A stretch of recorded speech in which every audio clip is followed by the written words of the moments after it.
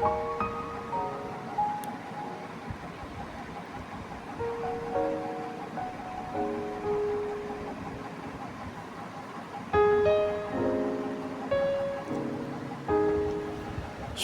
সকাল সবাইকে। কেমন আছো তোমরা সবাই? আশা করছি তোমরা সবাই ভালো আছো, সুস্থ আছো। আজ হলো বৃহস্পতিবার। আমার আরেকটি নতুন ব্লগে তোমাদের সবাইকে স্বাগত। সকালবেলা মেয়ে তো ফুল তুলে দিচ্ছে। কদিন ধরে আমি ফুল তুলছি না, মেয়ে আর মেয়ের বাবাই তুলে দিচ্ছে। তার নিচতলার ছাদ থেকে সাদা জবা ফুলটা তুললো না, দুটো ফুল ফুটেছিল, আর ওপরতলায় এসে ফুলগুলো তুলছে। আর মেয়ের বাবাও আছে ক্যামেরার পেছনে। মেয়ে ফুল তুলছে আর ওর বাবাকে বলছে, বাবা আমি সব ফুলগুলো তুলি, তুমি তুলবে না। যাই হোক, মেয়ে তো ফুল অতটাও ঠিকঠাকভাবে তুলতে পারে না, তবু যতটা পারছে চেষ্টা করছে। বন্ধুরা, আজকে আমার ব্লগটা তোমাদের কাছে ভালো লাগলে প্লিজ একটা লাইক দিয়ে ভিডিওটা দেখা শুরু করো, কমেন্ট করো, শেয়ার করো, আর নতুন বন্ধু হয়ে থাকলে অবশ্যই আমার চ্যানেলটি সাবস্ক্রাইব করে আমার পাশে থেকো। চলো, ফুলগুলো তুলে নিলাম, নিচে নেমে যাই। এবার তো বাকি কাজকর্মে হাত দিতে হবে। সকালবেলার তরকারিটা করে নিয়েছি, এবার রুটিগুলো করে নিলাম।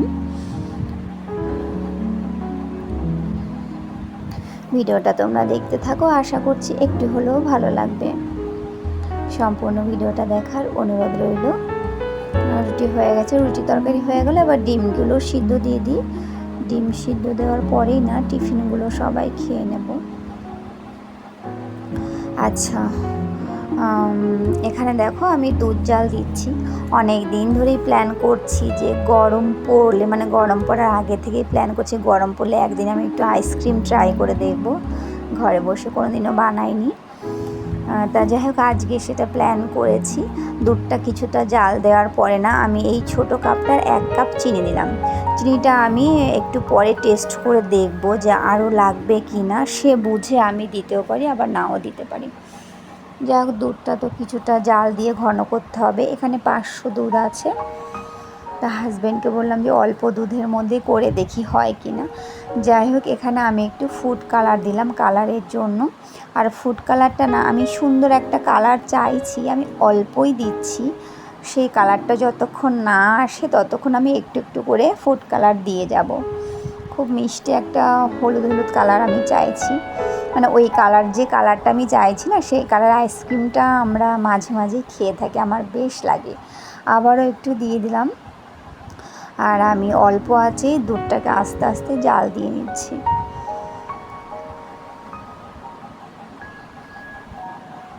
আর হাজব্যান্ড আজকে বাড়ি আছে, তাই ভেবেছিলাম যে যেদিন হাজব্যান্ড বাড়িতে থাকবে সেদিন আইসক্রিমটা আমি বানাবো। আচ্ছা, এখানে দেখো আমি কিছু কাজু বাদাম না পেস্ট করে নিয়েছি।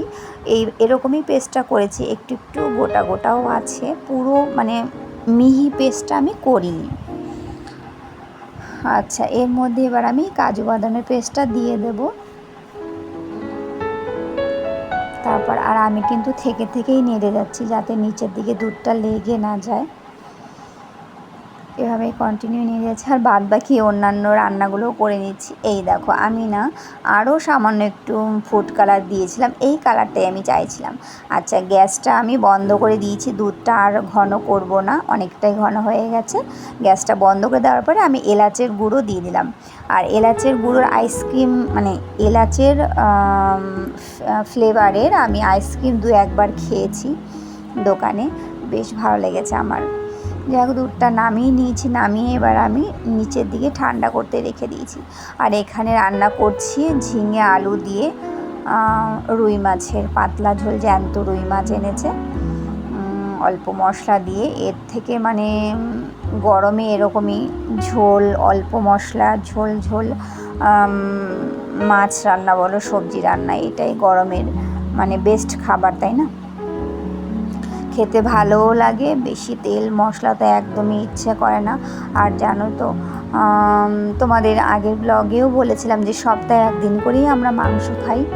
এবার না এত গরম পড়েছে, হাজব্যান্ড জিজ্ঞাসা করে মাংস আনবো, আমি তখন বলি আমি জানি না, মানে মাংসর কথা ভাবলে যেন ভয় লাগছে। একটু আধটু মাছ খাই ঠিক আছে, আর তোমরা তো জানোই আমাদের বাড়িতে রোজই মাছ হয়। যাই হোক, ওদিকে মাছের ঝোলটা হতে থাক। আর এই দেখো আমি না একটা থালার মধ্যে জল দিয়েছি, জলের মধ্যে বসিয়ে দিয়েছি, এটা অনেকটাই ঠান্ডা হয়ে গেছে। আর দেখো কতটা ঘন হয়েছে, পুরো ঠান্ডাই হয়ে গেছে। এবার আমি এই বাটিটার মধ্যেই আমি আইসক্রিমটা বসাবো। বাটিটা, আর এই বাটিগুলো ভীষণ পাতলা হয়, মানে আমার কাছে সেরকমভাবে মানে কাচের বাটি বলো সেভাবে নেই। যাই হোক, আমি এই বাটি নিয়ে নিলাম। আর ওপর দিয়ে না একটু আমন্ড আর কাজু বাদামের কুচি ছড়িয়ে দিলাম। দেখো এভাবেই এবার ঢাকা চাপা দিয়ে আমি ফ্রিজে রেখে দেব। আর এটা করতে করতে না হাজব্যান্ডও চলে এসেছিলো, তাই হাজব্যান্ডই ফ্রিজটা খুলে দিল, আমার একটু হেল্প হলো। ওই ফ্রিজটা খুলে দিল আর আটকে দিল আর কি। চলো এবার দেখো মাছের ঝোলটাও হয়ে গেছে, ওপর দিয়ে একটু ধনেপাতা ছড়িয়ে দিয়েছি। আর ধনেপাতা ছাড়া যেন কোনো মাছের সবজি বলো বা মাছের তরকারি যেন ভালোই লাগে না। আর এখানে করছি তেঁতো ঝোল, আর হাজব্যান্ড বাড়ি থাকা মানে এই তেঁতো ঝোলটা করতেই হবে। ওই রুই মাছের মাথা দিয়ে উচ্ছে আলু দিয়ে তেঁতো ঝোল করছি। যাই হোক, এবার তরকারিটা একটু করে নিই। রান্নাবান্না সবই আমার হয়ে গেছে, এটা হলেই হয়ে যায়। দেখো এই তেঁতো ঝোলটা হয়েছে, আর এখানে আছে মোরলা মাছ ছিল, আর এই রুই মাছের এক টুকরো শাশুড়ি মায়ের জন্য রাখলাম, উনি যদি খায়। আর এখানে করেছি টক ডাল। মানে আজকে যে রেসিপিগুলো আমি করেছি, এই গরমে এর থেকে প্রিয় খাবার যেন হয় না, খেতেও ভালো লাগে, তাই না বলো? রান্নাগুলো তোমাদের কেমন লাগলো অবশ্যই কমেন্টে জানিও। আর এখানে আছে আমের টক। ব্যাস চলো এবার খেতে দিয়ে দিই, আমার খেতে আজকে অনেকটা দেরি হবে। আর এই মুহূর্তে দেখো বাবা আর মেয়েকে খেতে দিয়ে দিয়েছি, আর ওদের শ্বশুর শাশুড়ি সবাই মানে সবাই খাচ্ছে বাড়িতে। আমি একটু পরে খাবো, কেন যেন রান্নাঘরের কাজ সারবো, তারপর আমি একা একাই খেয়ে নেবো। রান্নাঘরের কাজ না করে আমি খেতে বসতেই পারবো না।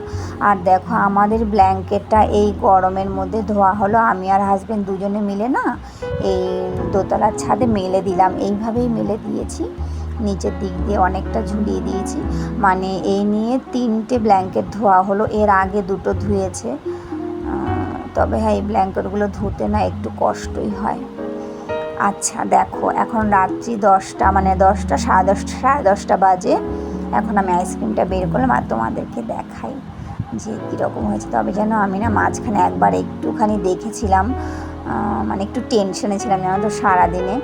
তবে এই দেখো আমার আইসক্রিমটা সত্যি সত্যি আমি আইসক্রিম করতে পারলাম, মানে কি বলবো, মানে নিজে যখন দেখছি না আমার যে কি খুশি লাগছে তোমাদেরকে কি বলবো। জীবনে প্রথম আইসক্রিম, যারা আমার মেয়ে তো সারা দিনে যেন কতবার বলেছে ওমা আইসক্রিমটা কখন খাবো। বাচ্চা মানুষ তো, ও তো বোঝে না। দেখ চলো আমার ননদের ছেলেটা আছে আর আমার মেয়েদের দুজনকে আগে দিয়ে নিই, মানে আমার মেয়েকে অন্তত আগে শান্ত করে নিই, ও আমার পাশে দাঁড়িয়ে আছে। ওকে আগে আইসক্রিমটা দিয়ে শান্ত করি, তারপরে সবাইকে দেব, মানে একে একে বাটিতে করে সবাইকে দেব।